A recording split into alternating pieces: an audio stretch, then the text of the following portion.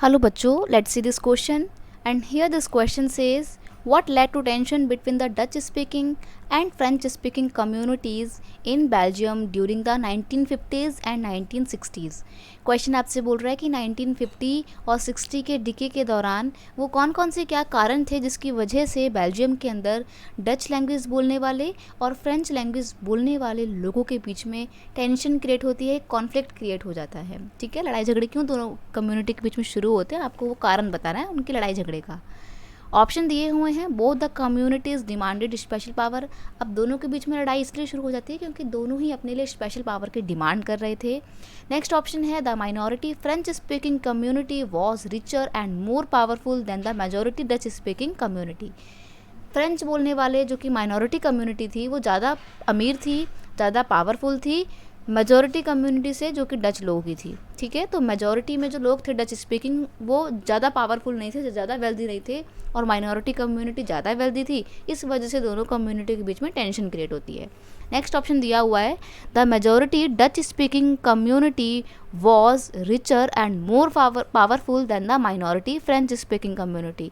ये पहले वाले का बिल्कुल अपोजिट ऑप्शन है कि मेजॉरिटी में जो डच बोलने वाले लोग थे वो ज़्यादा अमीर थे, ज़्यादा पावरफुल थे, और वहीं जो माइनॉरिटी कम्युनिटी थी फ्रेंच बोलने वाले लोगों की वो ज़्यादा अमीर और पावरफुल नहीं थी। नेक्स्ट ऑप्शन है, both the communities were equal in socio economic ladder and this was resented by the French speaking community. यानी कि दोनों ही कम्युनिटी एक ही पायदान पे थी, बिल्कुल इक्वली वो लोग पावरफुल भी थे और इक्वली ही वो लोग अमीर भी थे, और यही चीज़ फ्रेंच लोगों को पसंद नहीं आती थी और यही कारण था दोनों के बीच में टेंशन क्रिएट होने का।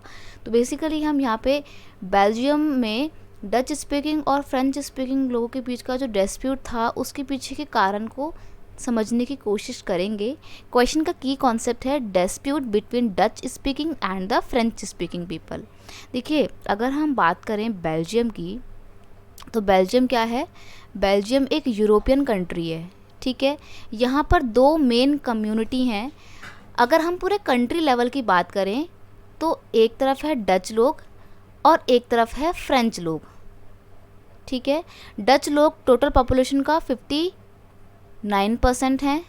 ठीक है, और ये लोग कितना है, ये 40% है, राइट। तो इस वजह से दोनों ही कम्युनिटी के बीच में टेंशन क्रिएट हो रही थी। एक ग्रुप और था, वो था जर्मन का, जो कि 1% था। तो ये तो बिल्कुल अलग थलग थे। रही बात प्रॉब्लम की, तो वो इन दोनों ही कम्युनिटी के बीच में क्रिएट होती है। प्रॉब्लम कहाँ पे आती है, प्रॉब्लम ये आती है कि ये जो 40% फ्रेंच थे ना, ये अमीर थे और पावरफुल थे, और जो डच लोग थे उनको ये बात पसंद नहीं आ रही थी। डच स्पीकिंग लोग ना फ्लैमिश रीजन में देते थे, ये मैं आपको बताना भूल गई, ये लोग फ्लैमिश रीजन में रहा करते थे और ये लोग वेलोनिया रीजन में रहते थे।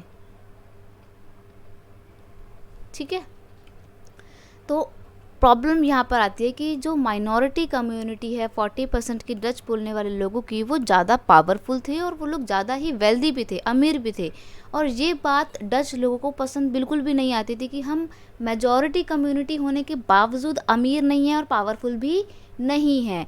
यही कारण होता है दोनों के बीच में प्रॉब्लम, टेंशन क्रिएट होती है, डिस्प्यूट जो है वो निकल के आता है। ठीक है, सो ऑप्शन बी जो है वो बिल्कुल सही तरीके से एक्सप्लेन करता है इनके डिस्प्यूट को। That is why option B is your correct answer. I hope you understood it well. Best of luck.